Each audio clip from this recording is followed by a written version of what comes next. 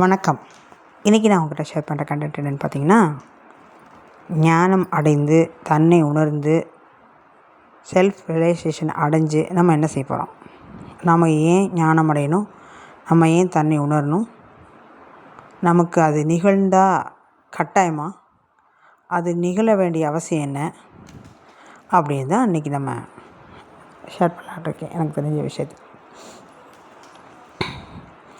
ஒரு பரவசம், உச்சபட்ச பரவசம், அந்த அனுபவம் இதை நோக்கி தான் மனம் ஏங்கி ஏங்கி அடுத்தென்னு போகும். ஒரு விஷயம் புரிஞ்சுக்கணும், உங்களுக்கு அந்த தேர்ட் ஐ, அந்த குண்டலினி சக்தி வெளிப்படையும் போது உங்கள் உடல் முதல்ல குண்டலினி சக்தி எப்படி எரேஸ் ஆகும், மேலே எப்படி ஏறும் அப்படின்னா, ஒரு பைப்பில் தண்ணி மேலே போகுது. நீங்கள் பைப் தண்ணி ஏறும்போது அதை காது வச்சு பார்த்தாவோ, அது தொட்டு உணர்ந்தாவோ ஒரு மாதிரி ஒரு அசைவு, அதிர்வு, அந்த சத்தம், அதை வச்சு தண்ணி ஏறுதுன்னு கண்டுபிடிச்சிருவீங்க, ரைட்டா? அதே நீங்கள் தண்ணி ஏறாமல் ஒரு பைப் நிற்கிது அப்படின்னா, அதை உங்களை காது வச்சு அந்த அதிர்வு வச்சு கண்டுபிடிக்க முடியுமா இல்லையா? இதே மாதிரி தான் உங்களோட உணர்வு, உங்களோட அந்த உணர்வு நிலை, அந்த விழிப்புணர்வு நிலை, அந்த எண்ணமற்ற நிலை, அந்த மனம் மைல்டாகி போய் மயங்கி இருக்கிற தன்மை, இதை அந்த ஆனந்தமான ஒரு சுச்சுவேஷனில் இருக்கும்போது, இல்லை ஒரு உச்சபட்ச ஒரு ரிலாக்ஸேஷன் உடம்புல அப்படி தளர்ந்து நம்ம இயல்பாக இருக்கும்போது அந்த குண்டலினி வெளிப்படைந்து நம்ம மேலே போகலாம். அப்போது எப்போ குண்டலினி விழிக்குது, எப்போ ஆகுது அப்படின்னா, இப்போ நான் பேசிகிட்டு இருக்கேன்னு வச்சுக்கோங்களேன். இப்போது அதை பற்றி பேசினேன் அப்படின்னா நான் அந்த கான்சியஸ்குள்ளே போயிடுறேன். ஃபார் எக்ஸாம்பிள், நான் இப்போ சூரியனில் ஒருத்தர் இருக்கார். நான் இங்கேருந்து வெளிச்சம் இல்லாமல் இருட்டாக இருக்கேன். எனக்கு லேசாக வெளிச்சம் அங்கேருந்து தெரியுது. இப்போது நான் சூரியனை பார்த்துட்டேன், சரியா? சூரியன் என்ன பார்க்குது, நான் உங்களுக்கு புரிய வைக்கிறதுக்கான இதை சொல்கிறேன். ஆனால் இது நிஜமும் கூட, ஆனால் இது நிஜமும் இல்லவும் கூட. இதை உணர்வில் பார்க்குறது. நீங்கள் நேரில் பார்க்குற மாதிரி அந்த விஷன் இப்போ நம்ம பார்க்குறோம்ல, இது மாதிரி இல்லை, இது உணர்வில் பார்க்குறது. கான்சியஸ் அந்த உணர்வாக பார்க்கும்போது என்ன ஆகும்னு கேட்டிங்கன்னா, இப்போது அந்த சூரியனில் அதுவும் அந்த மெர்ஜ் ஆகும்போது, அந்த ஃப்ரீக்வன்சி கனெக்ட் ஆகும்போது, அந்த எனர்ஜி, அது எல்லாமே அந்த மனம், புத்தி, மனசாட்சி, இறைசாட்சி, அதைத்தான் நான் எப்படி சொல்கிறோம் அப்படின்னா, மேல்மனம், உள்மனம், நடுமனம், சப்கான்சியஸ், சூப்பர் கான்சியஸ், அப்புறம் ஆன்மா, மனம், அப்புறம் அந்த 5 கோஷங்கள், இந்த மாதிரி, அப்புறம் மனமய கோஷம், ஆனந்தமய கோஷம், இந்த மாதிரி சொல்கிறோம்ல, அன்னமய கோஷம், இந்த மாதிரி சொல்கிறோம்ல. இந்த மாதிரி ஒரு ஒரு ஒரு ஒரு ஒரு அந்த ஒரு மைன்யூட்டாக ஒரு நிலை இருக்குது. அந்த நிலையில் எந்த நிலையில் உங்களுக்கு அந்த விழிப்புணர்வு ஏற்படுதோ அதே மாதிரி இன்னொரு தன்மையில் இருக்கணும்னு எந்த அவசியம் கிடையாது. நான் ஒரு சிதர் கோயிலில் போய் உட்காந்து தியானம் பண்ணேங்க. ஃபஸ்ட் டைம் எனக்கு இந்த உணர்வு வந்துச்சு. நான் ஆனந்த பூரிப்பில் இருந்தேன். எனக்கு எதுவுமே வேணாம், எல்லையற்று பறந்து போய் ஒரு விரிஞ்சு ஒரு எல்லாம் மனம் கடந்த நிலையில் ஒரு ஆனந்த நிலையில் இருந்தேன். இதுக்கு முன்னாடி அந்த கோயிலுக்கு நான் நிறைய வாட்டி போயிருக்கேன். ஆனால் இன்றைக்கி தான் அது நிகழ்ந்தது. அது எப்படி நிகழ்ந்ததுன்னு தெரியல அப்படின்னு சொல்கிறதுக்கு என்ன காரணம்னா, அப்போது நம்ம மனம் நம்மளோட தன்மை, உள்தன்மை, அந்த மனம் அந்த நரம்புகள், அப்புறம் இந்த உடல் தசை, இது இருக்கு இல்லையா, இதெல்லாம் தளர்ந்து ரிலாக்ஸ். நம்ம தியானம் பண்ணும்போது என்ன சொல்கிறோம், ரிலாக்ஸ், உடலை தளர்த்துங்க. ஊசி போடும்போது நம்ம டைட்டாக வச்சுக்கிறது இல்லையா, உடலை தளர்த்துங்கும்போது அது எப்படி அந்த நரம்புகள் எல்லாம் அந்த சுருட்டாமல் அந்த ஒரு ரிலாக்ஸேஷன் இருக்கும்போது அந்த மருந்து இயல்பாக வேலை செய்யுமோ, அதே மாதிரி இந்த காற்று, இந்த இந்த இந்த ஃப்ரீக்வன்சி, இந்த இது ஆல்ஃபா பீட்டா காமா இருக்குல்ல, அவ்வளோதாங்க. அந்த அந்த அந்த இப்போ நம்ம இதயம் சிம்பிள் போடுறோம்ல, ஜிக்ஜாக்காக போகுதுல, இந்த சிஸ்மோகிராஃப், அந்த நிலநடுக்கிறதுக்கு எவ்வளோ வந்திருக்குன்னு சொல்கிறதுக்கு ஒரு ரிக்டர் அளவு கொடுக்குறதுக்கு ஒரு மேப் போடுவோம்ல, இதே மாதிரி தான். அந்த ஹாஸ்பிட்டல்லாம் இதயம் இந்த மாதிரி நோயாளிக்கெல்லாம் அந்த ஹார்ட் பீட் போயிட்டுருக்கும் பார்த்தீங்களா, அதே மாதிரி தான் இந்த இதயத்துக்கு சிம்பிள் போடுறோம்ல, இதே மாதிரி தான் அந்த ஃப்ரீக்வன்சி லெவல் இருக்குது. அந்த அகடு முகடுன்னு சொல்லுவோம். அப்போ இந்த மாதிரி மேலே கீழே போயிட்டே இருக்கிறதுல அந்த ரிதத்துக்கு நீங்கள் மெர்ஜ் ஆகும்போது உங்களுக்கு ஆகுது. ஆனால் நீங்கள் ஒரு இடத்துக்கு போவீங்க, நடந்திருக்கும். அதே மாதிரி அந்த இடத்துக்கு போனீங்கன்னா அதே நடக்கும் அப்படின்னு போனீங்கன்னா அது நடக்காது. இப்போ இப்போ புரிஞ்சிச்சா நான் என்ன சொல்ல வரேன் அப்படின்னு சொல்லிட்டு? இந்த மாதிரி உங்களுக்குள்ள அந்த விழிப்புணர்வு அடையும் போது என்னன்னு கேட்டிங்கன்னா, ஃபஸ்ட் டைம் வருதுன்னு வச்சுக்கோங்க. நீங்கள் என்ன செய்வீங்கன்னா, அப்படி என்ன நடக்குது? எப்படி? இது ஏன் நடக்குதுன்னு புரிய வைக்க உங்கள நீங்க பண்ணும்போது, இந்த மனம் வந்து என்ன ஒரு அழகா டெக்னிக்கா உங்கள மாத்தி விட்டுரும் அப்படின்னா, பெரிய ஆள் நீ. எல்லாம் தெரிஞ்சிருச்சு. எம்மா என்னமோ நம்மள நடக்குது. நம்ம மத்தவங்களோட வேற. அப்படின்னு ஒண்ணு கர்வத்தில கொண்டு போய் அகங்காரத்தில தள்ளிவிட்டு கொண்டு போய் நிறுத்திரும். அடுத்த நிலை போறதுக்கு வந்து அந்த மனமே தடையாயிரும். இல்ல அப்படின்னா, எப்போ வந்து இத அசால்ட்டா கடந்து போலான்னா, என்னவோ நடக்குது, நடக்கட்டும். சரி பார்க்கலாம். ஓகே. தெரியட்டும். அப்படின்னு தண்ணி பைப்பில் ஏறுதுல, குண்டலினி சக்தி ஏறுது. சரி போட்டும். என்ன நடக்குதுன்னு பார்ப்போம். அங்கே என்ன வேணால் நடக்கட்டும். இனிமேல் நடக்காமல் கூட போட்டும். அன்னைக்கு பிரம்மாண்டமாக நடந்துச்சு. அதே மாதிரி இன்னொரு நாள் நடக்கணும்னு நான் ஏங்க மாட்டேன். இப்படின்னு நீங்கள் இயல்பாக போனால் நீங்கள் வந்து ஈஸியாக அதை டேக் ஓவர் பண்ணி போயிடுவீங்க. என்னமோ நடந்துச்சு, இது மற்றவங்களுக்கு இப்படி நடந்துச்சு, அப்படி நடந்துச்சு, அப்படியா இப்படியா அப்படின்னு சொல்லி இந்த மனம் வந்து உங்களை இதே மாதிரி யார்கிட்ட கேளு, உங்களுக்கு நடந்திருக்கான்னு கேளு. அந்த அனுபவத்தை போய் 10 பேர்கிட்ட ஷேர் பண்ணு. இப்படி உங்களுக்கு நடந்துச்சா, அவங்களுக்கு அனுப்பாரு. அதாவது ஒரு பொருள் வாங்கிட்டோம், உங்கள் கார் வாங்கிட்டீங்க. அது வந்து ஜாக்வார் கார் வாங்கியிருக்கீங்க. ஒரு பெரிய ரோல்ஸ் ராய்ஸ் கார் மாதிரி, இல்லை சம்திங் ஒரு ஸ்போர்ட்ஸ் கார் ஏதோ சம்திங் வாங்கி இது எல்லாட்டையும் போய் இந்த கார் எப்படி இருக்குன்னு பெருமையாக சொல்கிறது இருக்குது. இல்லை இதை பற்றி ஒன்றும் தெரில, இது வாங்கியிருக்கேன்னு சொல்லி ஒரு இருக்குது. அந்த தன்மை இருக்குது பார்த்தீங்களா? அதை வந்து வெளிப்படையாக நான் பெரிய ஆளுன்னு காட்டுறதுக்கு ஒன்று பேசுகிறது. இல்லை அப்படின்னா இதை பற்றி ஒன்றும் தெரில, ஆனால் இது எப்படின்னு தெரிஞ்சுக்கிறது ஒன்று. ரெண்டுமே தான். அது ஒரு வகையில் ஒரு மறைமுகமான ஒரு அகங்காரத்தை கொண்டு போய், ஈகோ தன்மை கொண்டு போய், தான் மற்றவங்கலேருந்து வேறுபட்டிருக்கேங்கிற கொண்டு போய், இந்த வேறுபட்ட தன்மையிலேருந்து அடுத்த வேறுபட்ட தன்மைக்கு ஏதோ ஸ்பெஷலாக ஒன்று பாதை இருக்குல்ல, அந்த பாதையில் போகிறதுக்கு அங்கே அந்த மாதிரி யார் இருக்கான்னு தேடுறதுக்கு, இது நான் வந்து யுனிக்கு அப்படிங்கிறத ஒரு பெரிய தம்பட்டை அடிச்சுக்கிற மாதிரி ஒரு செருக்கு, ஞான செருக்கு வந்துடும். அந்த செருக்கு வரும்போது அந்த பரவச நிலையிலே நம்மளை ஆரம்ப நிலையில் கண்ட்ரோலே பண்ண முடியாமல், என்ன பண்ணணும்னு தெரியாமல், அந்த மனம் போன போக்கில் போய் நம்ம என்ன பண்ணிடுவோம் அப்படின்னு சொன்னால், என்ன இயல்பாக நடக்கணுமோ இந்த ப்ரொமோஷன் சொல்லுவாங்கள்ல, அது மாதிரி இந்த ஞான நிலையில் படிநிலை மேலே போகிறத நம்ம கீழ் நோக்கி போயிட்டு அதுவே உயர்ந்த நிலைன்னு மனம் வந்து கட்டி விட்டுரும். ஏன்னா நம்ம தான் பெரிய ஆளு, இங்கே பெரிய ஆளுன்னு சொல்கிறோம்ல. அப்போ நம்ம கீழே உள்ளவங்க ஆளெல்லாம் வந்து அந்த ஆளு கூட்டத்தில் நம்ம இருந்து நம்ம பெரிய தலைவர் மாதிரி காமிச்சு இந்த மனம் வந்து அழகாக உங்களை வந்து ஒரு பவுண்டரி செட் பண்ணி கொண்டு வந்துடும். அதுக்கு தான் என்ன சொல்கிறாங்களா, அனுபவத்தை ஷேர் பண்ணாதீங்க. அனுபவத்தை பார்த்து அதே மாதிரி நமக்கு வந்துச்சான்னு ஏங்காதீங்க. ரெண்டாவது என்ன, நமக்கு வரல அப்படின்னா எப்போ வரும் அப்படின்னு காத்திருக்காதீங்க.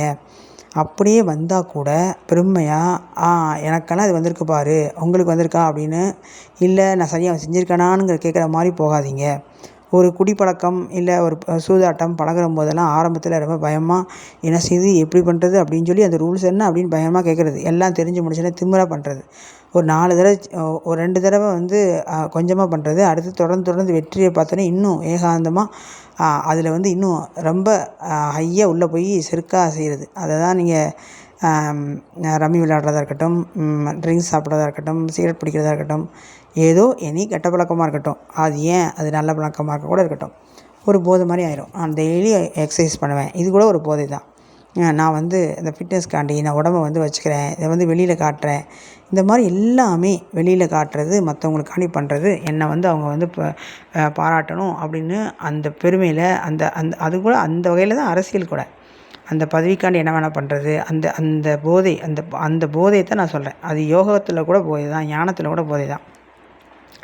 அப்போ நீங்கள் ஞானம் அடைஞ்சு சாதிக்க போகிறது இங்கே ஒன்றுமே இல்லை. ஆனால் ஞானம் அடைஞ்சி ஆகணும் அப்படிங்கிறது தான் மனிதனோட பிறப்பின் நோக்கமே. அப்போ இதில் வந்து ரெண்டுமே சரிசமமாக இருக்குது. அந்த பக்கமும் இது கத்தி மேலே நடக்கிற ஒரு பயணம் மாதிரி. நம்ம வந்து ரொம்ப ஜாக்கிரதையாக நடக்கணும். சேம் டைமில் நடந்து ஆகணும் அப்படிங்கிற நிர்பந்தமும் ஒவ்வொரு மனிதனுக்கும் இருக்குது. நீங்கள் இப்போ இல்லைனா நான் எப்போனாலும் இதை அனுபவித்து தான் போகிறீங்க. அது வரைக்கும் நீங்கள் இந்த பக்கம் ஆடிக்கோங்க. உங்களுக்கு தண்ணி அடிக்கணுமா, சிகரெட் பிடிக்கணுமா, ஆட்டம் பாட்டம் கொண்டாட்டம் அப்படி களி கூறணுமா, ஆடிக்கோங்க. ஆனால் அது ஒரு நாள் சலிச்சிடும்ல, அதனால் போதுன்னு ஆயிடும்ல. அப்போ இங்கே வருவீங்கள்ல, அப்போ இதே மாதிரி தேடும்போது அதே மாதிரி அந்த சர்க்கிள் நடக்கும். இதே மாதிரி தான் இங்கே கோடி மனிதர்கள் மாண்டு போகிறாங்க, திரும்ப செய்கிறாங்க. இதே மாதிரி நான் எத்தனை தடவை மாண்டேனோ, எத்தனை தடவை புலம்புனேனோ, எத்தனை தடவை வந்து இப்படி பேசினேனோ பேசணும். இன்றைக்கி நான் இப்படி பேசிகிட்டு இருக்கேன். இன்றைக்கி பேசுறதுனால நான் அந்த மாதிரி புலம்பலன்னு அர்த்தம் கிடையாது. இப்போ பேசிட்டதுனால இன்னும் நான் அங்கிட்டு போகிறதுக்கு பாதையிலன்னு கிடையாது. நான் நடுவில் நியூட்ரல் நிற்கிறேன் ரைட் நவ். நான் முழுமை பெற்றுட்டேன் அப்படிங்கிறத உணரும் போது தான் என்னை பேசவே வைப்பாங்க. சரியா? அப்போ நீங்கள் சொல்லலாம், ஏங்க இந்த அரைகுறையாக பேசிகிட்டு இருக்காங்களா அவங்கள நான் முழுமை பெற்றேன்னு சொல்லவே இல்லையே. முழுமை ஏன் பெற்றிருக்கேன் அப்படின்னு சொன்னால், முழுமை பெற்றேன்னு நான் பேசுகிறதுக்கு ஒன்றுமே இல்லையே, பேசுறதுக்கு இல்லை. ஆனால் முழுமை பெற்றதை அனுபவமாக வந்து ஷேர் பண்ணுற டீச்சர். ஒரு டீச்சர் போய் ஒரு ஞான டீச்சர், ஞானத்தை சொல்லிக் கொடுக்குற டீச்சர் வந்து என்னென்னா, ஞானத்தில் வந்து பிஹெச்டி பண்ணியிருக்கேங்கிறதுனால பெரிய ஞானத்துக்கும் ஞானம் ஈக்குவல் டு நான்கிற தன்மைக்கு வந்துச்சுன்னா நான் அங்கே பேசவே ஒன்றுமே இல்லாமல் போயிடும். புரியுதா உங்களுக்கு? நான் கற்ற பாடத்தை நான் உங்கள்கிட்ட ஷேர் பண்ணுறேன், அவ்வளோதான். இதில் நான் வந்து இன்னும் சொல்லப்போனால் நான் பெரிய ஆள், இங்கே பாருங்கள் நான்லாம் சொல்கிறேன். உண்மையே சொல்லணுன்னா, அந்த ஞானம்ங்கிறது ஒரு மாம்பழம் அப்படின்னு எடுத்துக்கிட்டிங்கன்னா அது பல்வேறுபட்ட வகைகள் இருக்குது. ஒருத்தங்களுக்கு ஒன்று பிடிக்கும், ஒருத்தங்களுக்கு ஒன்று பிடிக்காது. ஒருத்தங்களுக்கு இந்த சுவை பிடிக்கும், ஒருத்தங்களுக்கு அந்த சுவை பிடிக்கும், அந்த இனிப்பு பிடிக்கும். சில பேருக்கு புளிப்பு இனிப்பு பிடிக்கும், சில பேருக்கு இனிப்பு தித்திப்பு ரொம்ப ஜாஸ்தி பிடிக்கும். இந்த மாதிரி பல்வேறுபட்ட சுவை அந்த அந்த அந்த அந்த பல்ப்பு அதெல்லாம் இருக்குது இல்லையா? ஆனால் மாம்பழம் தான். அதே மாதிரி தான் ஞானத்தில் பல்வேறு தன்மை, பல்வேறு இதெல்லாம் இருக்குது. அதனால தான் நம்ம வந்து சித்தர்கள், ஞானிகள்லாம் பர்டிகுலராக நம்ம கவர்ந்து இழுத்து அந்த ஆன்மா நம்மளோட கனெக்ட் ஆகி நம்ம வந்து மெர்ஜாகி அந்த சோலோட நம்ம போகிறோம். அப்போ இந்த ஞானம் அடைகிற தன்மையில் எது தடையாக இருக்குன்னா, ஞானம் அடைஞ்சே தீரணும். நான் எந்த வகையிலையாவது எப்படியாவது எப்பேடுபட்டாது அந்த ஞானம் அடைஞ்ச தீர்வேன் சொல்லி போனீங்கன்னா, நீங்கள் அந்த ஞானமே அடைஞ்சு பக்கத்தில் இருந்தாலும், ஞானம் அடைஞ்சு போனாலும் நீங்கள் ஞானம் அடைஞ்சிட்டிங்கன்னு உணர முடியாமல் போயிடும். நான் சொல்கிறது உங்களுக்கு புரியுதா? இதுதான் இங்கே இருக்க ஒரு பெரிய ட்விஸ்ட்டு. இங்கே ஞானமே அடைஞ்சிடுச்சு, நீங்கள் பிஹெச்டியே பண்ணிட்டீங்க, சர்டிஃபிகேட்டே கொடுத்துட்டாங்க. உங்களுக்கு சாட்டிஸ்ஃபேக்ஷன் எப்படி இருக்கும் அப்படின்னா, ஐயோ நம்ம படிக்கலை, நம்ம பார்க்கல, நம்ம பாஸ் ஆகலை, சும்மா கொடுத்துட்டாங்க, ஏதோ தெரியாமல் கொடுத்துட்டாங்க அப்படிங்கிற மாதிரி மனம் இருந்துச்சுன்னா நீங்கள் எப்படி வந்து ஆவீங்க? அப்போ நீங்கள் கேட்கலாம், இப்போ பொதுவாக நான் வெளியேருந்து பார்க்கும்போது அப்போ அவருக்கு நான் வந்து டீச்சர், அந்த பையன் 100 மார்க் வாங்கினேன்னு சொல்கிறேன். அந்த பையன் டீச்சர் நான் வந்து நல்லா எழுதலை, நீங்கள் ஏன் எனக்கு இவ்வளோ மார்க் போட்டிருக்கீங்க பாருங்கள், ஒரு வேளை எனக்கு எதாவது தெரியாமல் போட்டிங்களா, இல்லை தெரியாமல் போட்டாங்களா, எதாவது மிஸ் ஆகிடுச்சா அப்படின்னு அவன் நினச்சான் அப்படின்னா, இது எந்த மாதிரி ஒரு மனநிலை பாருங்கள். இதே மாதிரி தான் ஞானத்தன்மையில் என்ன ஆயிரும் அப்படின்னா, அந்த ஞான செருக்கின் காரணமாகவோ இல்லை ஒரு விஷயத்தை வந்து இப்போ நல்ல படிநிலையில் எதுலையாவது ஒரு ஃபில்ஃபில் ஆகாமல் கொஞ்சம் இருந்தாவோ இந்த தடையாக ஆயிரும். சரியா? அப்போ அந்த பரவசத்தில் மாட்டிக்கிறது, இந்த குண்டலினி சக்தியை போய் நம்ம வந்து ஒரு பெரிய பிரம்மாண்டமாக கொண்டு போயிடுறது, அதுவே உங்களை சுழலில் சிக்கி விட்டுரும். அதாவது உயர கொண்டு போகிற மாதிரி கொண்டு போயிட்டு பரமபத விளையாட்டு மாதிரி டபால்னு கீழே தள்ளி விட்டுரும். அந்த மேலே போகும்போது பரவசம், அகங்காரம், ஆணவம், ஆனந்தம், ஏகாந்தம் எல்லாம் கலந்து போயிட்டுருக்கும். மேலே போய் 99 வரும்போது திடீர்னு வந்து பாம்பு வந்து டம்முன்னு போட்டு அப்படியே கடக்கடன்னு இறங்கி வந்துடும். அப்புறம் படியில் கொஞ்சம் திரும்ப ஏற வேண்டியதான். அப்போ இந்த மாதிரி ஏறி ஏறும்போது ஒரு பக்குவம் வரும் பார்த்தீங்களா? அதுதான் மனித வாழ்க்கை. அதுதான் அந்த சிவன் வந்து பார்வதியும் இந்த சொக்கட்டான் அந்த விளையாடுறதே வச்சுருப்பாங்க போல் இருக்கு. பாருங்கள், வாழ்க்கைன்னா இப்படி தான் மேலே போகும், கீழே வரும். இதெல்லாம் சகஜம். மேலே போயிட்டவனும் ஆடக்கூடாது, கீழே இருக்கவனும் வருத்தப்படக்கூடாது, நடுவில் இருந்தாலும் வருத்தப்படக்கூடாது. ஏறும்போது ஏறி போவான், மேலே இருக்க வந்து கீழே ஏறி இருக்கிறத பார்த்து ஏய் நான் பற்றியா வந்துட்டேன்னு சொல்லாத. இவன் ஏறி பக்கத்தில் வந்து கொஞ்சமாக வந்து ரீச் பண்ணிடுவான் 100. நீ அப்போ தான் 99 போயிருப்ப, இவன் இப்போ தான் 18 வந்திருப்பான். நீங்கள் 2 பேரும் உட்காந்து அவனை பார்த்து இவனை பார்த்து, இவன் வந்து அவனை பார்த்து ஏங்கி அவன் வந்து இவனை பார்த்து கேவலமாகப்பட்டு கடைசியில் பார்க்கும்போது 99 போனவன் 0 வந்துடுவேன், 18 இருந்தவன் 100க்கு போயிடுவேன். ஸோ அந்த ஏணி எப்போ விழும், எந்த பாம்பு எந்த மாதிரி இருக்குன்னு எதுவுமே தெரியாதுங்கிறத தான் அந்த விளையாட்டு மூலம் சொல்லியிருக்காங்கன்னு நினைக்கிறேன். பரமபத விளையாட்டு, சொக்கட்டான் விளையாட்டுன்னு சொல்லுவாங்க. சரியா? அப்போது இந்த மாதிரி வந்து ஞானம் அடைஞ்சிட்டோம் அப்படின்னா, ஞானம் அடைஞ்சாச்சு சரிங்க. ஞானம் அடைஞ்சோடனே இப்போ ஞானம் அடைஞ்சிட்டேன் உடனே சிவன் வந்து வேமா இங்கே வாங்க, ஞானம் அடைஞ்சிட்டிங்க சரின்னு சொல்லிட்டு எனக்கு ஏதாவது வந்து பார்ட்டி கொடுப்பாங்களா, இல்லை எனக்கு ஏதாவது வந்து ஞானம் அடைஞ்சதுனால ஏதாவது இருக்குமா அப்படின்னா, இங்கே ஏற்கனவே ஞானம் அடைஞ்சிருக்க அனைத்து பேரும் ஞானம் அடைஞ்சு விட்டு தானே வந்தோம். அப்போ என்ன ஞானம் புதுசாக அடைய வேண்டியிருக்கு? நான் இவ்வாறு இருந்தேன், இவ்வாறு ஆயிருக்கேன், இவ்வாறு இப்போ ஆக போகிறேன் அப்படி எது தெரியும், அவ்வளோதான். புரியுதா உங்களுக்கு? என்னமோ ஞானம் அடையிறது வந்து ஒரு படித்து ஒரு 3 வருஷம் படித்து வாங்குகிற டிகிரி கிடையாது. நீ யார் அப்படின்னு உணர்றது, மறந்து போன தன்மை எடுக்கிறது, அறியாமையை உடைக்கிறது, நான் வேஷத்தை கலைக்கிறது, நான் நிர்வாணமாக அந்த அந்த விடுதலையை நான் உணர்றது. சிறையில் சிக்கிட்டு அதுவே ஆனந்தம் நினச்சிட்ருக்கிறது. இந்த மனத்தை வச்சு போராடுறத நான் வந்து பெருமையாக நினச்சிட்ருக்கிறது. அதை விடுறது தான் ஞானமே ஒழிய, ஞானங்கிறது ஒரு பெரிய விஷயமே கிடையாது. சரியா உங்களுக்கு? அப்போ இங்கே வந்து என்னென்னா, நம்ம இப்போ கேட்குறோம் ஞானம் அடைஞ்சிருங்க தண்ணி ஒன்று, ஞானம் அடைஞ்சு தண்ணி ஒன்று. அட என்ன சொல்கிறோம்னா, போய் ஒன்று புதுசாக சேர்த்துக்கிறது இல்லை. ஏற்கனவே இந்த குப்பையை கொட்டு, குப்பையை கொடு, குப்பையை எடு எடு எடுன்னு சொல்கிறது தான். அப்போ உங்களுக்கு குப்பை எடுன்னு சொன்னோன்னா, நான் ஏன் குப்பை வச்சுருக்கேன், என்னை பார்த்தா குப்பை மாதிரியா தெரியுது அப்படின்னு சொல்லும்போது சொல்லாமல் தான் ஞானத்தை போய் அடைஞ்சிரு, தண்ணி உணர்ந்துரு, நீங்கள் யாருன்னு பார்த்துருங்க, நீ உடம்போது ஆயிரும், நீ கடவுள்னு ஆயிடுவீங்க. கடவுள்னா என்னென்னா சமாதி நிலை ஆகும். சமாதி நிலையிலேருந்து சாயுச்ச நிலை, அதை கடவுள் தன்மையாவீங்க, கடவுளோடு இருப்பீங்க. இந்த மாதிரியே பல்வேறுபட்ட நிலை இருக்குது. இப்போ சிவன் நான் வந்து பயிற்சி பண்ணும்போது என்னென்னு கேட்டிங்கன்னா, அந்த குண்டலினி சக்தி எனக்கு எப்படி அது ஏச்சுங்கிறது. ஆனால் உண்மைக்கே சொல்கிறது என்னென்னு கேட்டிங்கன்னா, அப்போலாம் அதுதான் குண்டலினி சக்தினே தெரியல. அதனால தான் நான் தப்பித்தவரை இங்கிட்டு வந்துட்டேன் போல். அப்போ ஒரு எனக்கு கருவம் வந்தால் நான் இந்நேரம் இப்படி பேசியிருப்பேனான்னு கூட எனக்கு தெரியல. அப்போ வந்து இந்த கரண்ட்டு ஷாக் அடிக்கும் பார்த்தீங்களா, என்னைக்காவது எனக்கு கரண்ட்டு ஷாக் அடிச்சிருக்கேன் உணர்ந்துருக்கீங்களா? இப்படி குனிஞ்சா ஷாக் அடிக்குது, நிமிர்ந்தா ஷாக் அடிக்கலை, குனிஞ்சா ஷாக் அடிக்குது, புரியுதா?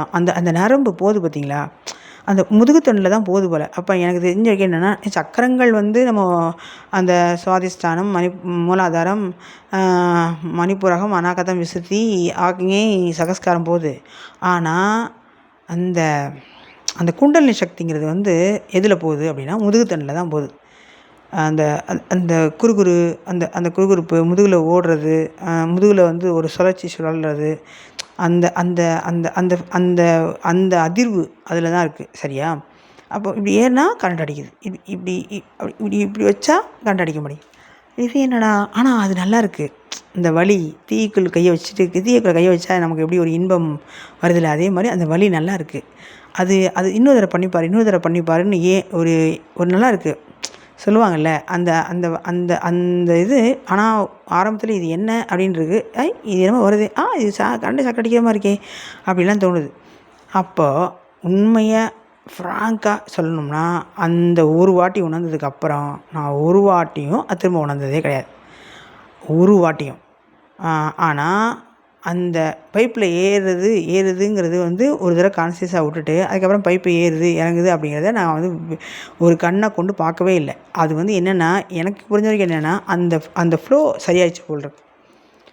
ஃபஸ்ட் டைம் நீங்கள் வந்து ஒரு பைப்பில் தண்ணி விட்டு பார்ப்பீங்கள்ல, தண்ணி போகுதா, போயிடுச்சு அப்படின்னோடனே அது தண்ணி ஃபுல்லாக நிற்கிது, அது மேலே ஏறுது இறங்குது. அது வந்து அதோட கண்ட்ரோல், அதோட இது எல்லாமே அந்த உள்ளே இருக்க தசவாய்க்கள், அந்த அந்த அந்த அந்த நாடி, அதோட மூச்சு, இதோட கண்ட்ரோலில் இருக்குது. அதுதான் செரிமானம் பண்ணுது. அதுதான் இப்போ நான் பேசிகிட்டு இருக்கேன், சுவாசிக்காமையாக இருக்கேன். சரி, இப்போ இந்த நிமிஷம் இப்போ உங்கள்கிட்ட பேசிகிட்டு இருக்கேன், இப்போ சுவாசம் கவனிக்கும் போது உள்மூச்சு வெளிமூச்சுன்னு கவனிக்கிறேன். இதுக்கு முன்னாடி நான் ஒரு 10 நிமிஷம் முன்னாடி பேசுகிறேன், அப்போ உள்மூச்சு கவனிக்கவே இல்லை, ஆனால் மூச்சு ஓடிட்டு தானே இருந்துச்சு. அதே மாதிரி இப்போ நான் கான்சியஸாக அதை விட்டுட்டேன், மூச்சு விட்டேன், அது போய்ட்டு தானே இருக்குது. இன்றைக்கி நான் சாப்பிட்ட உணவு செரிமானம் பண்ணுது. நான் போய் செரிமானம் பண்ணிட்டீங்களா, செரிமானம் பண்ணலையா, போய் செரிமானம் பண்ண ஆரம்பிங்க. நான் வந்து விட்டமின்ஸ் தாதுக்கள்லாம் கரெக்டாக இருக்கா, கார்போஹைட்ரேட்டு, கொழுப்பு, இந்த மாதிரிலாம் சரியாக இருக்கா, ப்ரோட்டீன் வந்து சரியாக இருக்கா, இந்த மாதிரிலாம் அளவு இதெல்லாம் இவ்வளோ கொடுக்கணும் இவ்வளோ வேணும் அப்படிங்கிறது வந்து எதன் வகையில் அந்த சயின்டிஸ்ட் கண்டுபிடிச்சதுனால இப்போ நான் என்கிட்ட வந்து இப்போ நான் பேசிகிட்டு இருக்கேன், என்கிட்ட மெக்னீஷியம் கம்மியாக இருக்குது அப்படிங்கிறத ஏதாவது இப்போ இண்டிகேட் ஆகுதா? வண்டியில் லெஃப்ட் ரைட் இண்டிகேட் போடுவோம்ல, அது மாதிரி ஏதாவது பெட்ரோல் கம்மின்னு அப்படி பிளிங்க் ஆகலை, அது மாதிரி என்கிட்ட வந்து சொல்லுதா மெக்னீசியம் கம்மியாக இருக்குது, விட்டமினில் B12 கம்மியாக இருக்குது, இல்லை ஹீமோகுளோபின் ஜாஸ்தியாக இருக்குது, இல்லை ப்ரோட்டீன் வந்து அளவுக்கு மீறி கொண்டு எடுக்கிறீங்க, இங்கே வந்து இது இருக்கா, ரத்தத்தில் ஹீமோகுளோபின் சரியாக போகுது, சரியாக போகல, இந்த ஃப்ளோ இதெல்லாம் தெரியுதா? ஏதாவது சிம்டம்ஸ் வந்தால் நீங்கள் கண்டுபிடிச்சி நீங்கள் ஸ்டென்ட் வைக்கிறீங்க, இதய கோளாறு, சுவாச கோளாறு அப்படின்னு சொல்கிறோம். நான் என்ன சொல்கிறேன்னா, நார்மலாக இருக்கவங்களுக்கு சரியாக போகிறதுக்கு ஏதாவது இருக்கா, அறிகுறி இருக்கா அப்படின்னா, அவனுக்கு நோய் இல்லாமல் கரெக்டாக இருக்குன்னு நினைக்கிறோம். திடீர்னு ஒருத்தன் போய் திடீர்னு நோயில் வந்துட்டான்னா அவங்க அடைச்சிக்கிச்சுன்னு சொல்லுவோம். அப்போ அடைச்சது ஆரம்பத்தில் தெரியல, அடைக்கும்போது அது ஃபுல்லாக ஆகும்போது அந்த அடையாளங்கள் தான் தெரியுது. இப்போ நார்மலாக ஆரோக்கியமாக இருக்க மனிதனுக்கு ஏதாவது தெரியுதானா? இல்லை. அப்போது இது தெரியும். அந்த குண்டலினி விழிக்கும்போது என்னோடய ரத்தம், இப்போ நான் வந்து தேர்ட் ஐயில் இல்லை அந்த தூர தீர காட்சி, அப்புறம் வந்து என்னென்னா, இப்போ வந்து அந்த ஃப்ரீக்வன்சியில் முருகனோட அதிர்வெண்ணில் அது முருகனோட என்னோட அந்த எனர்ஜியோட மிங்கிள் ஆகிறது, எப்படி வந்து என்ன சொல்கிறது, அது எப்படி சேர்க்குறது, 2 இது இணையும்.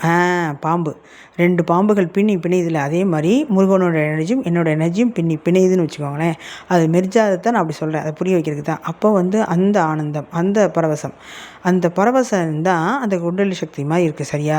அதை அப்போ வந்து என்ன கேட்டிங்கன்னா, ஆரம்பத்தில் வந்து நீங்கள் கிறிஸ்டினா முஸ்லீமா பல்வேறுபட்ட மதமாக இருந்தால் கூட மதமற்ற தன்மைக்கு போயிடும். அதை விட்டுறணும்.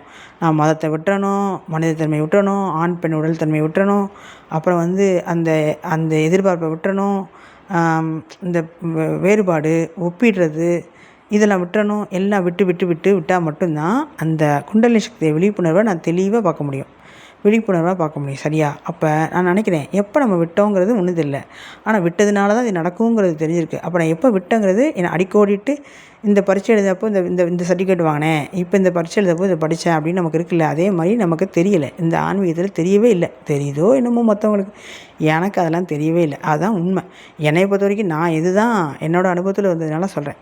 அப்போ மற்றவங்களுக்கெல்லாம் வந்திருக்கு. ஆனால் எனக்கு என் வழியில் இந்த அனுபவம் இப்படி கிடச்சிருக்கு, அவங்களுக்கு அந்த வழியில் அந்த பக்கம் கிடச்சிருக்கு. ஆனால் என்னையை பொறுத்த வரைக்கும் அது தப்பு கிடையாது, இதுவும் தப்பு கிடையாது. என்னைய தப்புன்னு சொல்கிறதுக்கு ஏன் அப்படின்னு கேட்டிங்கன்னா, ஏன் தப்பு இல்லை அப்படின்னு என்னால் சொல்ல முடியுமா? சொல்ல வரலையோ அதே மாதிரி அவங்களுக்கு தப்பு சரி சொல்ல முடியாது. இது வந்து அதுக்கு அப்பாற்பட்ட தன்மையில் உள்ளது. ஞானம் அடையணும். ஏன் அடையணும்?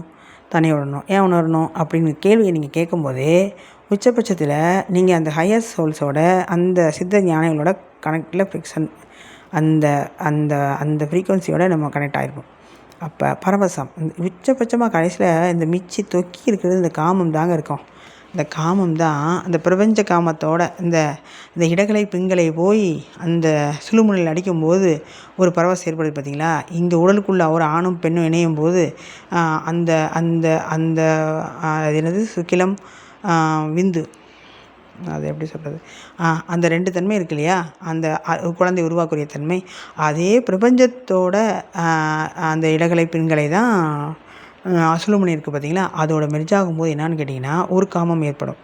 அந்த காமத்தை வந்து நீங்கள் சரியாக வழிநடத்தி கொண்டு போகல அப்படின்னா, நீங்கள் ஞானம் அடைஞ்சிருக்கீங்க, எல்லாம் செஞ்சுருக்கீங்க, தண்ணி உணர்ந்திருக்கீங்க, ஆனால் அந்த ஞானத்தை அந்த காமத்தை வந்து ஹேண்டில் பண்ண முடியாமல் போகும். நம்ம வந்து ஃபுல்ஃபில் ஆகலை, அதில் நம்ம குறைவாக இருக்கோம், நம்ம இதில் அதில் சில அனுபவங்களை அனுபவிக்கலை, சில அனுபவங்கள் நம்ம கொடுக்கவே இல்லை. ஏன் இல்லை யாரையே பார்த்தாலே இந்த எண்ணம் வந்துடுமோ, இல்லை நம்ம வந்து அது சரியாக தான் நம்ம அதில் தேர்ச்சி பெறலையா, பெற்ற மாதிரி தெரியுது ஆனால் பெறாத மாதிரி தெரியுது, இது நடக்குதா, காமத்தன்மையை கடந்துட்டோமா கடக்கலையா அப்படிங்கிற ஒரு ஆஸ்லேஷன், ஒரு பயம், ஒரு தெளிவின்மை இதெல்லாம் வந்து இருக்கும். உதாரணத்துக்கு சொல்லவா, விவேகானந்தர் எடுத்துக்கோங்களேன்.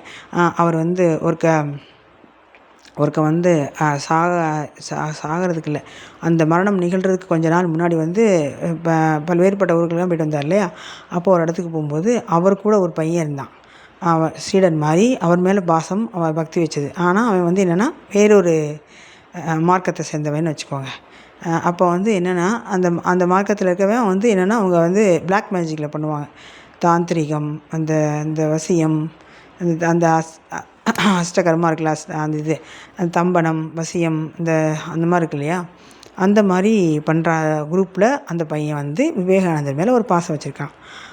அவன் வந்து விவேகானந்தரை கவர்ந்து இழுக்கப்படுறான் விவேகானந்தரால். ஆனால் அவன் எங்கே இருக்கான்னு கேட்டிங்கன்னா இந்த தன்மையில் இந்த இதில் இருக்கான். அப்போ அந்த இடத்துல அவர் லீடர் இருப்பார்ல, ஒரு குரு இருப்பார்ல, ஒரு தலைவர் இருப்பார்ல, அவருக்கு வந்து வருத்தம். எப்படி வருத்தம் அப்படின்னா, என்னடா நம்ம ஆள், நம்மக்கிட்ட இருக்க பையன், நம்மக்கிட்ட இருக்க செயலில் இருக்க பையன், இவன் அவரை போய் படுறான். அவர் வந்து என்ன பண்ணுவார்னா இந்த மாதிரி ஞானம், கர்மயோகம், பக்தி யோகம், அந்த மாதிரி ஒரு தன்மையில் போயிட்டுருக்கார் இல்லையா? அப்போ வந்து என்னென்னு கேட்டிங்கன்னா 2 பேத்துக்கும் அவர் வந்து என்ன சொல்லுவான்னா, எனக்கு விவேகானந்தர் தான் சிறந்தவர், நீங்கள் சிறந்தவர் இல்லை அப்படின்னு இவர்கிட்ட சொல்கிறான், இந்த அவரோட தலைவர்கிட்ட, அந்த குருகிட்ட. அப்போ வந்து விவேகானந்தர் வந்து இல்லை, அவரை நான் எந்த தன்மைக்கும் கொண்டு வந்துட முடியும், அவர் பெரிய ஆளுன்னு சொல்லல, நான் ஒன்று செய்கிறேன், அவரை வந்து அதுலேருந்து வீட்டுக்கு வர பார்க்கலாம் அப்படின்னு சொல்லிட்டு என்ன பண்ணுவாங்கன்னா அந்த பிரயோகிப்பாங்க. என்ன பிரயோகிப்பாங்க? பில்லி சூன்யம்னே வச்சுக்கோங்களேன். அந்த மாதிரி ஏதோ ஒரு சக்தியை பிரயோகிக்கிறாங்க, மைனஸ் சக்தியை பிரயோகிக்கிறாங்க. அது என்னாகும் அப்படின்னா, அதுலேருந்து விவேகானந்தர் மீண்டுட்டார்னா சக்தி வாய்ந்தவர் அர்த்தம். என்னோடதில் உள்ள அவர் வந்து மீண்டு வரல அப்படின்னா சக்தி இல்லைன்னு ஒத்துக்கிறியா அப்படின்னு அந்த தலைவர் மாதிரி குரு மாதிரி உள்ளவர் கேட்குறாரு அந்த பையன்கிட்ட. வந்து சரின்னு சொன்னோடனே இந்த மாதிரி பிரயோகிச்சோன்னே 3 நாள் வயிற்றால போயிடும், அவர் எந்திரிக்க முடியாது, ரொம்ப ஒரு மாதிரி உடல் ரொம்ப சோர்வுக்கு அதுக்கெல்லாம் ஆட்பட்டு ஒரு மாதிரி ரொம்ப இதாகிடுவார், சக்தி நிலை ஃபுல்லாக ட்ரைன் ஆகி வடிஞ்சுதாகும். அப்போ அப்போ விவேகானந்தர் சொல்லுவார், இவ்வளோ சக்தி இருந்து என்ன செய்ய, இவ்வளோ பலன் இருந்து என்ன செய்ய, இவ்வளோ பெரிய இது என்ன பண்ண, ஒரு சாதாரண ஒரு மனிதன் நான் வந்து நாராயணனை உணர்ந்திருக்கேன், சிவனை உணர்ந்திருக்கேன், எல்லாமே இருந்திருக்கேன். அந்த சப்தரிஷி மண்டலேருந்து ஒருத்தங்களாம் உணர்ந்திருக்கேன். ராமகிருஷ்ணர், காளி கூட இந்த மாதிரி நான் ட்ராவல் பண்ணியிருக்கேன். பல்வேறுபட்ட புக்குகள் எழுதியிருக்கேன். பல்வேறுபட்ட சக்திகளை உணர்ந்திருக்கேன்.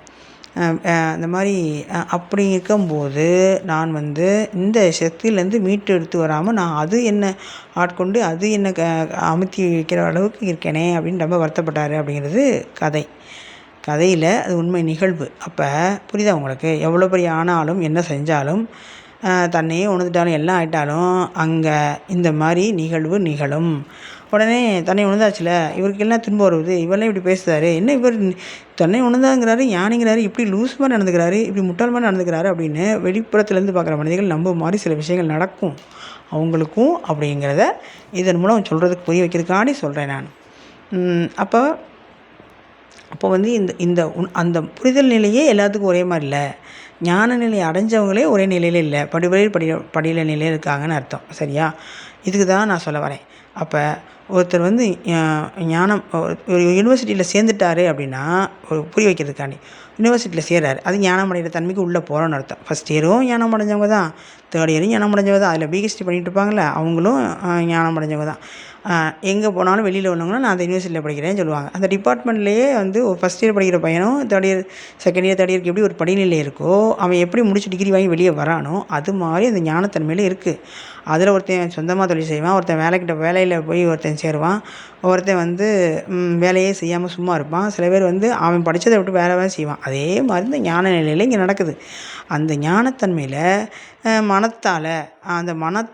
மனத்தில் சிக்கிக்கிட்டோன்னு வச்சுக்கோங்க, அந்த மனம் வந்து உங்களை கொடுக்கக்கூடாதுன்னு முடிவு பண்ணி அடிக்கும். ஏன் கேளுங்க, இது வந்து அந்த ஞானங்கிறது வந்து திரும்பவும் சொல்கிறேன், ஞானம்ங்கிறது வந்து அடைதல் கிடையாது. நாம் இருக்கிறத உணர்றது, நாம் மறந்து போனது ஞாபகத்துக்கு கொண்டு வர்றது, நம்ம தப்பான வழியில் போகிறத சரியாக திருப்பி நியூட்டனில் பண்ணுறது.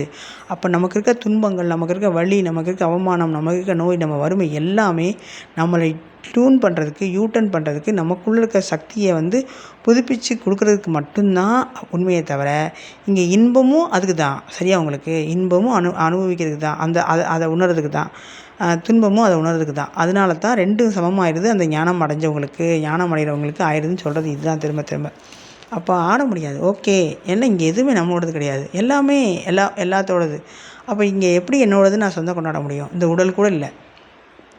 உடலாட்டத்தன்மையில் காரண உடல்கிட்ட வர வரைக்கும் நம்மக்கிட்ட தன்மை இந்த ப்ராசஸ்லாம் போய் அங்கே உணர்ந்து இந்த பிரம்மத்தை வந்து பிரம்மம் அப்படிங்கிறத உணர்ந்து அதுலேருந்து திரும்ப யூட்டன் அடுத்து வந்து இங்கே செய்யும்போதே ஒன்றும் இல்லை, என் மனம் என்னை வந்து இந்த பிரபஞ்சம் வந்து ஒரு செய்யணும்னு ஒரு அனுபவம் கொடுக்கணும்னு முடிவு பண்ணிடுச்சு, இல்லை நான் அதுக்கே வந்திருக்கேன் அப்படின்னா நான் தலைகீழ பேச மாட்டேன்னு என்ன நிச்சயம்? புரியுதா உங்களுக்கு? அப்போ என்ன வேணால் நிகழலாம், ஆனால் அதை சாட்சியாக இருந்து பார்க்குறது மட்டும் இருக்கணும். ஓகே, அப்போ என்ன செய்யணும்? அதைத்தான் எல்லோரும் என்ன சொல்லிடுறாங்க, எல்லாமே கொடுப்பா, ஆனால் நீ என் கூடவே இருந்து இந்த அருள் சக்தியை கொடுத்து எனக்கு புரிதலை கொடுத்து எனக்கு இதுலேருந்து எப்படியாவது மீட்டு கரையேற்றிடு. ஆனால் இது வேணும் அப்படி வேணும்னு கேட்குறது கூட தவறு, நீயே கொடு அப்படின்னு சொல்கிறதுக்கு இதுதான் காரணம். என்னத்துக்கு வந்திருக்கோங்கிறது மறந்து போச்சு, என்ன செய்யணுங்கிறது மறந்து போச்சு. இதெல்லாம் அவன்கிட்ட சொல்கிறோம்.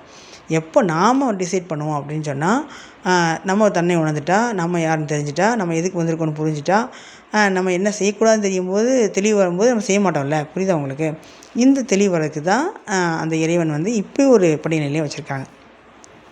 இப்போ தன்னையே வந்தாச்சுப்பா, சிவனே வந்து உட்காந்து பேசிட்டு இருக்காருந்தா, இப்போ எது இல்லை, இங்கிட்டு சிவன், இங்கிட்டு முருகன், இங்கே சக்தி, இங்கே பிள்ளையார், எல்லா சக்தியும் உட்காந்துருக்காங்க, நான் இங்கே உட்காந்து பேசிகிட்டு இருக்கேன். சரி, அவங்க உடலற்ற தன்மையில் இருக்காங்க, நானும் உடலற்ற தன்மையில் காசினிஸ் பேசியிருக்கேன், இல்லை அவங்க உடல் தன்மையிலேயே அவங்களும் இருக்காங்க. சரி, இப்போ என்ன செஞ்சிட முடியும்னு சொல்லுங்கள்? இதனால் என்ன செஞ்சிட முடியும்?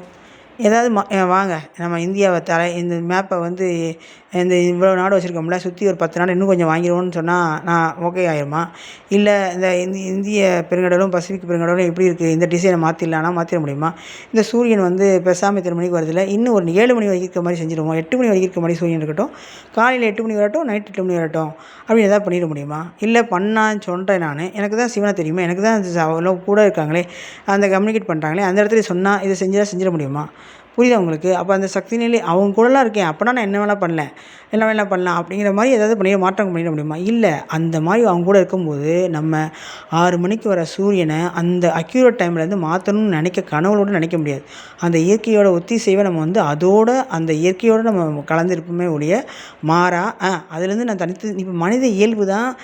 நான் வந்து தனிச்சு காட்டுறேன், நான் பெரிய ஆள், நான் இந்த அரசன், நான் இவ்வளோ பேரை வந்து படை ஜெயிச்சு படை வச்சு ஜெயிச்சு நாட்டை ஜெயிச்சிருக்கேன், நான் இந்த பேரரசு உருவாயிருக்கேன், அந்த அந்த அந்த சோழ பேரரசு வந்து சோழ அரசுலேருந்து சோழ பேரரசு ஆகிற வரைக்கும் அந்த அந்த அந்த ஃபுல்லாக நாட்டை பிடிச்சிருக்கேங்கிற அகங்காரம், ஆணவம், இதெல்லாம் செருக்கெல்லாம் மனிதத்தன்மையில் இருக்கும். அந்த ஞானத்தன்மைக்கு வரும்போது மலர்ந்து வரும்போது என்னன்னா எத்திக்ஸ், அற வழியில், தர்ம வழியில், என்ன நடந்தாலும் தர்ம வழியில் வந்துடும். நான் சொல்ல புரியுது? அப்போ எப்படி நம்ம இயற்கையை மாற்றுவோம்? ஒரு மரம் வந்து 10 வருஷத்தில் மாங்கனி கொடுக்குறங்கிறத போய் நான் வந்து தைங்கின்னு அப்படி கையை நீட்டி அப்படியே 2 வருஷத்துலேயே வந்துருப்பா, 1 வருஷத்துலேயே வந்துடல, வச்சோடனே பழம் வந்துடல அப்படின்னு சொன்னால் அதுக்குன்னு சில விதிமுறைகள் மரங்கள்லாம் இருக்குது. 5 மாதத்துல அப்படின்னு இந்த பார்த்திங்களா ஒரு குட்டி கொய்யா பழத்தில் செடியில் ஃபுல்லாக பழமாக இருக்கும். இதெல்லாம் ஹைப்ரிட்டில் மரபு மாற்றத்தில் செஞ்ச ஒரு அறிவியல்னால் இது நிகழ்ந்தது. இது வந்து ஒரு கண்டுபிடிப்பு, சரியா? அது வந்து ஒரு எவல்யூஷன், ஒரு புரட்சி மக்களோட தன்மைக்காண்டி. இங்கே இருக்க உணவுகள், விலங்குகள், பறவைகள், பழங்கள், இங்கே இருக்க பொருட்கள் எல்லாமே மனிதனுக்காண்டி படைக்கப்பட்டது. அவங்கெல்லாம் மனிதனுக்காண்டி சேவை செய்ய பயன்பட்டவங்க. இது வந்து ஒட்டுமொத்தமாக புரிஞ்சிடும். அந்த சின்ன எறும்புலேருந்து, சின்ன வண்டுலேருந்து, சின்ன இத்தினோண்டு பூச்சிலேருந்து, அமீபா பாரமேசியம்லேருந்து பெரிய நீலத்தமிழ மாதிரி பெரிய பொருட்கள் கூட இங்கே இருக்கிறது எல்லாமே ஒரு உணவுச் சங்கிலியில் தான் இங்கே வந்து சுட்டப்பட்டிருக்கும். இது எது உடஞ்சாலும் எது செஞ்சாலும் வந்து மேலே கனெக்ட் பண்ணுறதுக்கு, அதை சரி பண்ணுறதுக்கெல்லாம் ஆள் இருக்காங்க. எல்லா மாதிரி இங்கே பனிப்பாறையை கண்ட்ரோல் பண்ணுறதுக்கு ஆள் இருக்காங்க, இந்த பூமியவே கண்ட்ரோல் பண்ணுறதுக்கு ஆள் இருக்காங்க.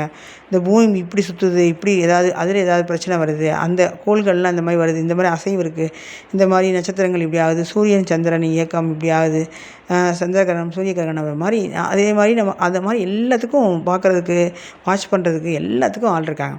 அப்போ அதே மாதிரி தான் இந்த ஞானநிலை அடையும் போதும் ஞானநிலை அடைகிறாங்க. எப்படி வந்து ஒரு குழந்தை பிரசவம் ஆனோடனே நீங்கள் வந்து கையில் முறிவு ஆஸ்பத்திரிக்கிட்ட போவீங்களா? இல்லை வந்து ஒரு டாக்டர்கிட்ட போவீங்களா? இல்லை. ஒரு குழந்தை பெற்றுக்க வைக்கிற வசதி உள்ள அந்த தன்மையில் உள்ள மனிதர்கள்ட்ட தானே நீங்கள் போவீங்க. அதே மாதிரி இந்த ஞானநிலை அடையும் போது, தன்னை நீரும்போது அந்த கேட்டகரியில் அந்த கஸ்டடியில் உள்ளவங்களாம் டேக் ஓவர் பண்ணிடுவாங்க உங்களை. அப்போ வந்து என்ன கேட்டிங்கன்னா, அதில் வந்து லெசன் நடக்கும், அதில் அனுபவம் நடக்கும், அதில் வந்து உங்களுக்கு பயிற்சி கொடுப்பாங்க, அதில் உங்களுக்குள்ள ப்ளஸ் மைனஸை தீர்ப்பாங்க, அவங்க கர்மாங்க அங்கே அழிக்கப்படும், எல்லாமே அங்கே ப்ராசஸ் நடந்துகிட்ருக்கும். இதை எப்போ உணர்ந்துக்க முடியுது அப்படின்னா, நிகழ்ந்து முடிஞ்சு இதெல்லாம் வந்து வெளியே வந்ததுக்கப்புறம் தான் ஓஹோ இப்படியா நிகழ்ந்ததா அப்படின்னு தோணுது. தோணுதே ஒழிய அதைத்தான் நான் வந்து உங்கள்கிட்ட சொல்லியிருந்தேன். முழுமை நிகழ்ந்த பிறகு தான் முழுமை ஆயிட்டதுக்கு பிறகு தான் இது நிகழ்ந்திருக்கு அப்படின்னு உணர முடியும்னு சொன்னது. நான் அதான் பேசியிருந்தேன். அப்படி இப்போ வந்து என்னென்னா, ஞானம் அடைஞ்சே ஆகணுமா? ஞானம் அடைய வேண்டிய அவசியம் தான் என்ன அப்படின்னு கேட்டால், அதே தான். நீங்கள் வந்து ஞானமாக இருக்கவங்க அப்புறம் எப்படி எண்ணத்தை ஒன்று அடையிறது? எது நான் என்னை தடுக்குது அப்படின்னு பார்க்குறதுக்கு தான் இதெல்லாம் சுற்றி நடக்குது. புரியுதா? அப்போ வந்து என்ன எக்ஸ்பிளைன் பண்ண வேண்டியது இருக்குன்னா, ஞானம் அடைஞ்சால் இதெல்லாம் இருக்கும்பா, ஞானம் அடையலாம் இதெல்லாம் இருக்குது, ஞானம் அடையிறதுக்கு இதெல்லாம் தடையாக இருக்குது, தன்னை உணர்ந்து போய்ட்டால் இதெல்லாம் சரியாயிடும், அதுக்கு இவ்வளோ சிம்டம்ஸ் இருக்குது, அப்போ இதெல்லாம் நீ கடந்து வந்த, இப்போ இதெல்லாம் வந்தோடனே நீ பெருமையாக நினச்சிக்காத, ஒன்றுமே இல்லை அப்படின்னு சொல்கிறதுக்கு இந்த அறிவு தேவைப்படுது, இந்த மாதிரி வார்த்தை தேவைப்படுது. இந்த மாதிரி மௌனம் வந்தால் என்னத்தை சொல்லி புரிய வைக்க முடியும்? எப்போ தேவைப்படும்?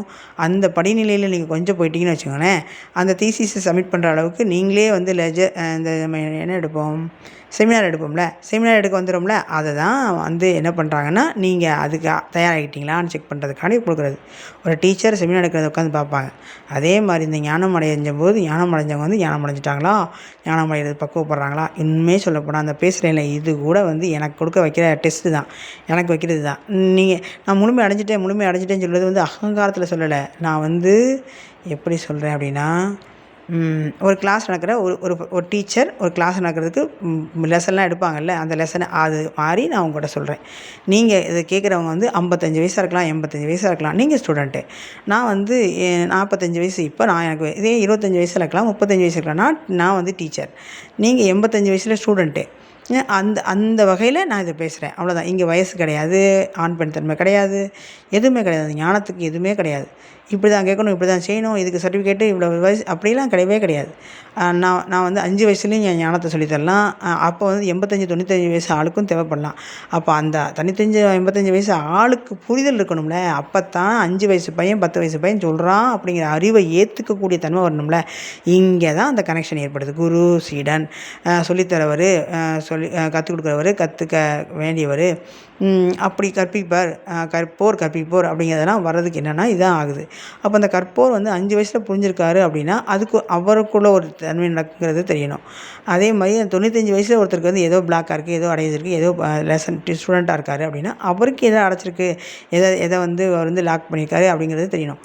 இதெல்லாம் மேலேருந்து ஒருத்தங்க வந்து கண்ட்ரோல் பண்ணி இந்த யூனிவர்சிட்டிக்குள்ளே ஒரு டீச்சர் அந்த இப்போ தான் அதைத்தான் நான் சொன்னேன், செமினார் எடுக்கிற மாதிரி கொண்டு வந்து கொடுப்பாங்க. அந்த செமினார் எடுக்கிறவர் எந்த வயசு வேணால் இருக்கலாம். செமினார் வந்து செமினார் சொல்கிறவர், செமினார் நடத்துகிறவர் வந்து 85 வயசில் இருக்கலாம். செமினாரை கண்டக்ட் பண்ணுறவர், அந்த டீச்சர், அந்த ஸ்டாஃபாக இருக்கிறவர் வந்து 10 வயசாக கூட இருக்கலாம். இது ஞானத்தன்மைக்கு இது பொருந்தாது அப்படிங்கிறத நான் இதை சொல்ல வரேன். புரியுதா உங்களுக்கு? அப்போ ஞானமே அடைஞ்சா என்ன? ஓகே.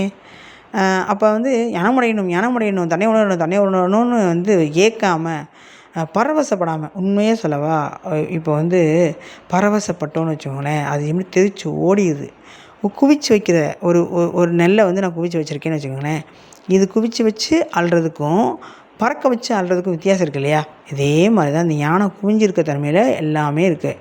நம்ம அந்த பரவசங்க பேரில் ஆனந்தத்தை அடி புளியில் என்ன ஆயிருதுன்னா டப்பான்னு தெரிச்சு ஓடனேன். இப்போ நம்ம வந்து அந்த ஒருங்கிணைக்கிறதுக்கு பட்ட காலங்கள் வந்து ஒரு 10 வருஷங்கன்னா அந்த பரவசத்தை அந்த அதிகபட்ச அந்த உச்சநிலையில் வந்து தெறிக்க விட்டோம்னா அது 10 செகண்டில் 1 செகண்டில் நடந்துடுது. புரியுதா உங்களுக்கு? அப்போ அதனால தான் நம்ம 12 வருஷம் இதை பறக்க விட்டு இதை சேர்த்து வச்சு அதை குவிதல் விரிதல் இதெல்லாம் வந்து நிகழ்ந்து என்ன ஆகுதுன்னா ஒரு டைமில் வந்து அப்படி பரவசமே வந்தால் கூட சரி வரட்டும், இதனால் இப்படி தான் ஆகும் அப்படிங்கிற பக்குவத்துக்கு வரக்கு தான் இவ்வளோ ஆகுது. அதனால தான் இந்த சைக்கிள் சுழட்டிக்கிட்டே போகுது. புரியுதா உங்களுக்கு? அப்போ அந்த பரவசம் வந்தால் நல்லது தானே, பரவசம் வரத்தானே செய்யும். அப்படின்னா அந்த பரவசத்தை எப்படி ஹேண்டில் பண்ணணும்னு தெரியணும்ல. பரவசம் உங்களுக்கு திரும்ப தருதுன்னு வச்சுக்கோங்க, ஒரு விஷயம் புரியலையா? ஒருத்தன் துன்பமே பட்டுட்டுருக்கான்னு வச்சுக்கோங்களேன், அதை என்னமோ சாபக்கேடு மாதிரி அதை நம்ம சொல்கிறோம்ல. ஆனால் தன்னை உணர்ந்ததுக்கு அப்புறம் செய்யும்போது துன்பமா? ஓகே பரவாயில்ல இருக்கட்டும், அப்பாடி நல்ல வேலைப்பா. சர்க்கிளில் இப்போ வந்து இந்த டர்ன் ஒரு சுற்றி வருதுன்னு வச்சுக்கோங்க, ஒரு பொருள் ஒரு கோள்கள் சுற்றி வர மாதிரி சுற்றி வருதுன்னு வச்சுக்கோங்க, இது துன்பம் வந்துருச்சு, அப்பாடி நமக்கு இப்போ வந்துருச்சுன்னு தெரியும். ஆனால் அந்த கன்வேயர் பெல்ட்டில் இந்த அங்கிட்டு போயிட்டுருக்கு, ஆப்போசிட்டில் அங்கிட்டு வந்துட்டு இருக்குன்னா அந்த துன்பத்தை எப்போ வந்து நமக்கு வந்துச்சுன்னு வச்சுக்கோங்க, அப்பா இது முடிஞ்சிச்சு அப்படின்னு அடுத்த கடத்துக்கு போகிற புரிதல் தன்னை உணர்ந்து நிகழும் போது இது நிகழும். சரியா? அதனால் நான் உங்கள்கிட்ட சொல்கிறது என்னென்னா, துன்பத்துக்கு சந்தோஷப்படுங்க, இன்பத்துக்கும் சந்தோஷப்படுங்க, ரெண்டுக்கும் சமமாக இருக்க முயற்சி பண்ணுங்கள். ரெண்டாவது என்னென்னு கேட்டிங்கன்னா, இந்த பரவசத்தை கொஞ்சம் குறைச்சிக்கோங்க. அந்த குண்டலி சக்தியோ அந்த சக்கரங்களோ சக்கரத்தோட முழு விழிப்போ உச்சத்தன்மையோ இல்லை குண்டலி சக்தியே உங்கள்கிட்ட ஃபுல்லாக இருக்கோ, இல்லை நீங்கள் ஆன்மாக்களோட கனெக்ஷனில் இருக்கீங்களோ, உயர் ஆன்மா கனெக்ஷன் உங்களுக்கு இருக்கீங்களோ, இங்கே நான்கிற தன்மையை உணர்ந்து அந்த பிரம்மத்தை உணர்ந்து இந்த மனித உடல் இருக்கீங்களோ, எந்த நிலையில் வேணால் இப்படி இருந்தால் கூட நீங்கள் நிதானத்தையும் பொறுமையும் கடைபிடிச்சு இது இயல்பு. எப்பா நம்ம வந்து ஆல்ரெடி அந்த பிரம்மத்திலேருந்து வந்ததில்லை, அந்த பிரம்மமே நம்ம அப்படிங்கும்போது இதில் பெருமைப்பட என்ன இருக்குது, சிறுமைப்பட என்ன இருக்குது? இந்த அனுபவத்தை படம் வந்திருக்கேன் போல், ஓ அப்படியா அப்படிங்கிற பக்குவம் வந்து நம்ம அடுத்தடுத்த நிலை போகிறதுக்கு ஒரு காரணமாக இருந்து அந்த நிலைவான நிலையை அடைஞ்சால் கூட அதுலேயும் நம்ம ஒரு ஆனந்தத்தையும் அமைதியும் பார்க்கும்போது மட்டும்தான் இந்த நிறைவான இந்த பிறவியை வந்து நிறைவோடையும் அன்போடையும் ஆனந்தத்தோடையும் நம்ம வந்து கடந்து போகிறதுக்கு ஒரு வாய்ப்பாக இருக்கும்.